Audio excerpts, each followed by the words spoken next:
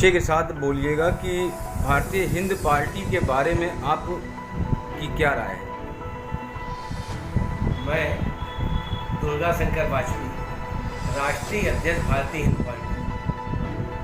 इस पार्टी का गठन हमने 24 अगस्त 2020 को किया है। राष्ट्रीय भारत निर्वाचन आयोग में हमने इसको पंजीकृत कराया है।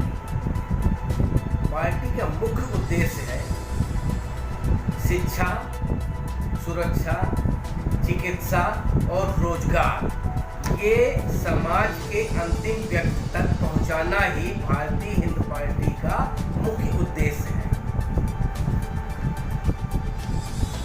आजादी के 73 सालों तक जातिगत आधार पर आरक्षण आज भी चल रहा है, परंतु इस आरक्षण का लाभ समाज के अति दलित, अति निर्धन, गरीब व्यक्ति तक आज भी नहीं पहुंचा है, जिसको माननीय सुप्रीम कोर्ट ने भी स्वीकार किया है। भारतीय हिंद पार्टी का मूल उद्देश्य है, मूल विचारधारा है कि हम भारतीय हिंद पार्टी की सरकार जिस दिन उत्तर प्रदेश में बनेगी, प्रारंभ शुरुआत से लेकर ग्रेजुएशन तक और एक टेक्निकल शिक्षा तक बच्चों को मुफ्त शिक्षा दी जाएगी। रोजगार की गारंटी होगी।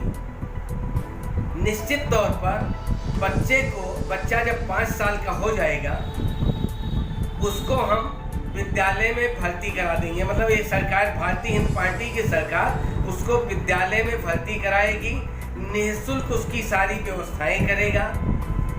ऐसा तो नहीं है कि आप भी पार्टी में आ जाने के बाद अपनी बातों से ऊपर जाएं? हाँ, इस बिंदु को हम इस बात के साथ स्पष्ट करते हैं, भारतीय हिंद पार्टी की सरकार जिस दिन बनेगी, उस दिन भारतीय हिंद पार्टी का मुख्यमंत्री अपने पास एक भी विभाग नहीं रखेगा, बल्कि सारे विभागों पर नियंत्रण जरूर रखेगा।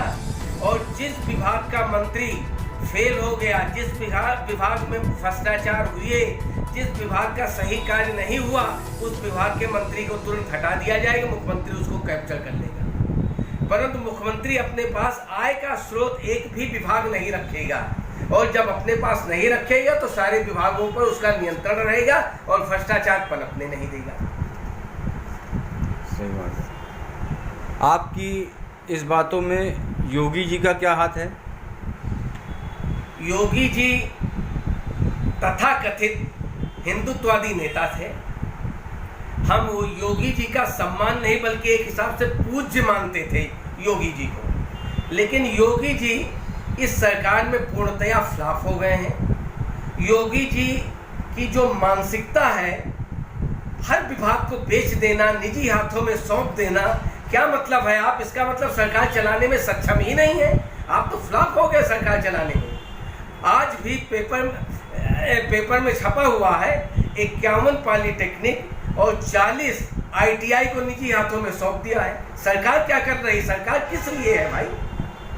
इसका मतलब योगी सरकार बिल्कुल फ्लॉप हो गई है। और सत्यता ये है कि योगी जी कुछ भी कर रहे हो, लेकिन रोज आए दिन इतने कांड हो रहे हैं, इतने आपराधिक कांड हो रहे हैं, इतने भ्रष्टाचार के मामले उजागर हो रहे हैं, सरकार फ्लॉप है। योगी जी सरकार नहीं चला पा रहे हैं। बड़े दुख के साथ कहना पड़ता है, तथाकथित हिंदुत्ववादी सरकार नहीं चला पा रही। क्या लगता है कि योगी जी ये सरकार चला नहीं पाएंगे क्या? बिल्कुल नहीं चला पा रहे हैं। योगी जी फ्लॉप है, 100% योगी जी फ्लॉप है।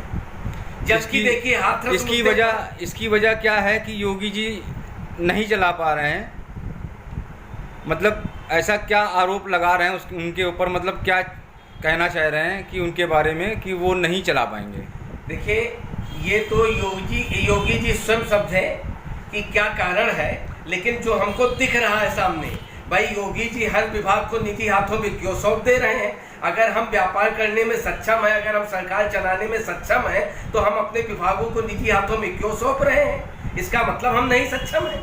ये तो योगी जी ने स्वयं स्वीकार कर लिया कि हम सरकार नहीं चला पा रहे, विभाग नहीं चला पा रहे, हम इनको निजी हाथों में दे रहे हैं, शायद निजी हाथों में ये चल जाए। जबकि सत्यता ये है, निजी हाथों में देने से नुकसान क्या है? नुकसान ये है कि छात्रों की फीस भी बढ़ेगी, शिक्षकों को वेतन भी कम मिलेगा और दबाव भी ज़्यादा बढ़ेगा, शोषण भी बढ़ेगा। तो सरकारी विभाग क्यों निजी हाथों में दिए जा रहे हैं? सरकार क्या कर रही है?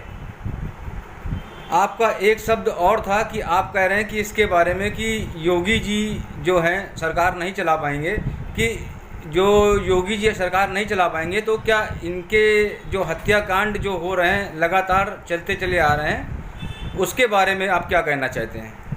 देखिए, ये सब निरंकुशता का ही परिणाम है।